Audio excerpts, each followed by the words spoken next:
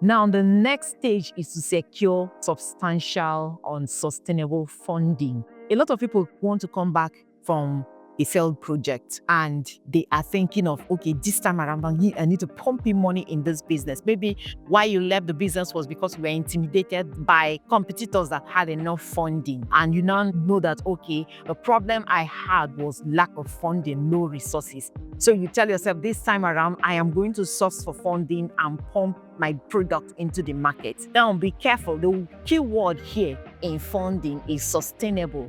Go for sustainable funding. In Nigeria, for instance, the inflation rate is running at an all-time high. Now, imagine if you go on, let's say, for instance, the inflation rate is going at a 30% and you are going to take a loan, a bank loan, maybe running at a 28%. Now, because of your cost of fund is high, inflation rate is also high. It means that for you to run this business successfully, any profit margin that is below 50%, you're actually posting at a loss. Now, you will also bear a witness, if you have been in the food industry for a while, that most food businesses run at profit margin that is far less than 50% profit.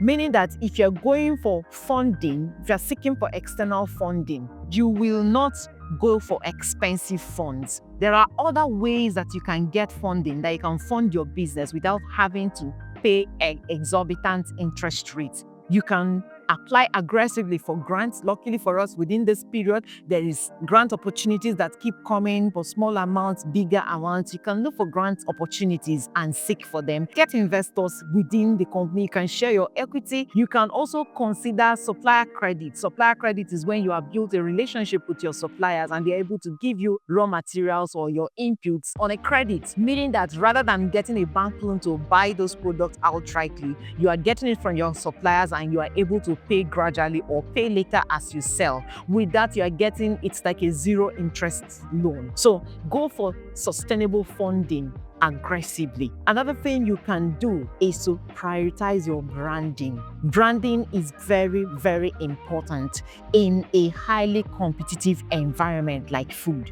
If you're producing garri, for instance, in Nigeria, how many people do you think are producing garri? If you're producing dry fish, how many people do you think are producing dry fish? Once we are in the staple food line, the competition is severe, it's brutal. So you need your brand to stand out. You need your brand to stand out so that a customer has reason to come to you instead of going to your competitors. So you can work on your branding to make it to stand out. You can also involve storytelling. If you involve storytelling in your branding, it can drive emotions and make people feel endeared towards you to be able to buy from you. So incorporate storytelling, prioritize your branding, and build a reputable brand that when people hear your name, they will want to buy from you, because you have reputation both online and offline. Another thing you are going to do is to pay attention, serious attention to your operational excellence. This is not a time to play around with product quality. This is not a time to be out of stock. This is not a time to tell customers story. This time around that you're coming back, your comeback is going to be with a top-notch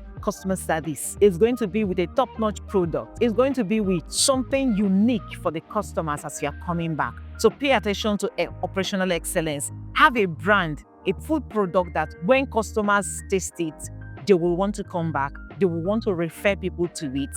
Aim for zero complaints. Zero complaints may not be absolutely possible sometimes, depending on the time frame, that you can reduce your complaints to the barest minimum. I always tell foodpreneurs that if a customer has complaints, let your complaints be outside your product quality. We have this at MX Foods, at my business MX Foods. It's our policy. We must not have customer complaints concerning product quality. It's a taboo. So if it's a third-party supplier, you have a problem with logistics, you had complaints with pricing, customer say, oh, the price is much, or the customer is saying that it's not, oh, the fish is not okay, the product is not okay. So when you are coming back into your food business, you aim for zero complaint on your core product. it is possible. So meaning that your quality assurance, your quality control, you will not joke with those areas. You will not joke with food safety. The next point is build a digital presence. People will not buy from you if they don't know you. They don't know you exist. When a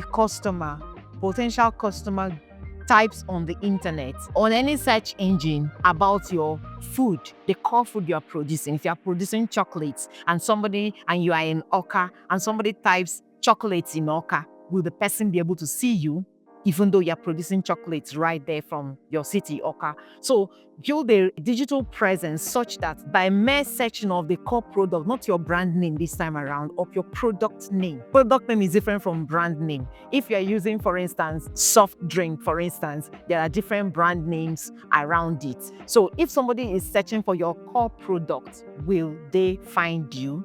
It's important. The final thing you need to pay attention is your resilience as an entrepreneur. Now you have worked on your product, you've worked on your pricing, you've worked on funding and the rest of them. The final thing you're looking at this time around is you as an entrepreneur, your resilience to go weather the storm. So if you can blend in all these points that I've mentioned and stay on your business consistently, I tell you for sure that your business will come right back and thrive. Thank you very much for watching us on this episode. My name is Ihedimma Kawekwune. Do follow us on our social media platforms, like and subscribe to this channel. Thank you very much and see you in the next episode.